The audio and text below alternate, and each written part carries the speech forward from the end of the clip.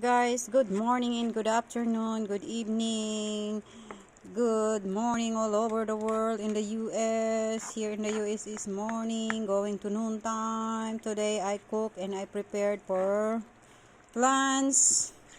Vegetables with tilapia. This is gulay, ginataan with tilapia.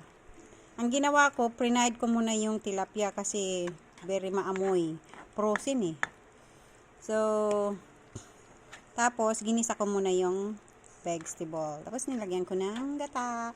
So, ito ang aking gulay. At, bibigyan ko si Sharon Cuneta, tapos si Sin Marriott. Si Patty, she's not yet in duty today. Sorry, Pat. Yung dalawang ladies na muna, okay? And of course, siyempre, my husband doesn't like the tilapia at all. Oh my God, while I'm frying this. Oh my God, stinky, stinky. Open the window. Turning on the electric fan, sweetheart.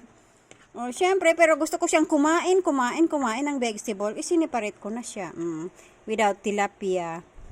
O, diba? Ang daming mga kaitsi-itsihan sa buhay ko pag nagluluto. Ako, allergy ng chicken. Siya naman ayaw ng fish. Diba? Very complicated.